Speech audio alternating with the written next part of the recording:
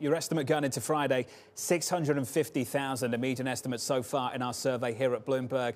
266, the previous number for the month of April. That was a monster downside surprise. Still with us, BMO's Belski and Academy's Peter Tchir. Pete, that's where I want to go, just to wrap up the conversation with you guys. How you're getting a read on activity in America, Pete. How do you get it?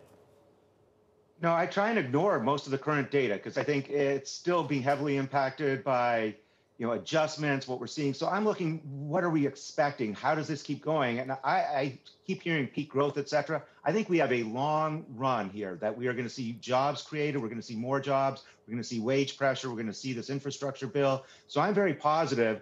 And it's kind of, it seems awkward to dismiss current data, but really it's not telling us anything we don't already know. So it's really trying to anticipate what data is going to look like 5, 6 months down the road. I think it's going to be very, very positive, and this engine of growth is going to continue. Brian, would you agree with that? Would you share that view to ignore some of the incoming data?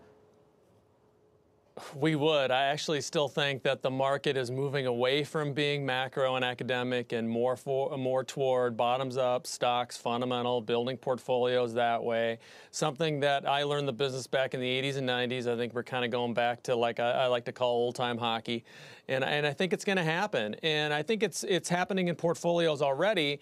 But I think people are still concerned and they want to climb the wall of worry, or whatever vernacular you want to talk about in terms of being negative. And I just think this whole inflation thing is, we've been waiting 39 years for inflation. I think we're going to wait a little bit more. Remember, the Fed, people are not talking about this enough, Jonathan. Last August at Jackson Hole, the Fed changed its mandate in terms of away from inflation and toward employment. And there's now a big academic question mark in terms of how we're measuring employment, just like how do we measure inflation. I just think that causes more confusion. And we have to focus on companies and themes and earnings. And I think that's what's going to lead the market higher. The evidence that the approach needs to change, Brian, where are you finding that at the moment? Well, I think you take a look at financials. You take a look at buying companies relative to ETFs and being able to maximize alpha in your portfolios. If you're owning less stocks and being more concentrated in your portfolios, are outperforming. We have the very good opportunity. We're very blessed and fortunate to manage portfolios for a living in one of our side jobs at BMO. We run 6 portfolios in Canada and 3 in the United States. The majority are outperforming. What's really interesting is that our dividend growth methodologies in both Canada and the United States are the best performing portfolios this year, even outperforming small, mid-cap, and value portfolios in ETFs, just because we're picking stocks and sticking with a process and discipline. You think that goes beyond just a broader recovery trade, cleaning up after what took place 12 months ago? I do, and I think this, and like retail companies are a great example, Jonathan, right? So you had earnings in the first quarter that were rewarded, and then you had a lot of retail companies that came out and their earnings were not rewarded. And I think the problem with that, and the reason for that, is the companies that had problems before COVID are going to have problems after COVID.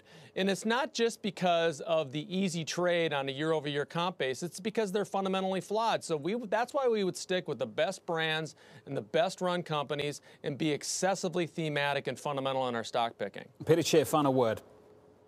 Yeah, I think one thing that, if you look, one of the biggest ETFs of the year has been these ARK ETFs, right? And they are anything but passive, right? They are very actively managed. So I do believe that this is going to be more and more of a managed portfolio where you want to figure out the stocks that you want, the companies you want, and especially with this idea of sustainability driving it, you really want to identify who's going to win and who's going to attract that sort of ESG type money. And I think that's really going to be the upside in the alpha generation. So I agree that this is really a stock picker's market.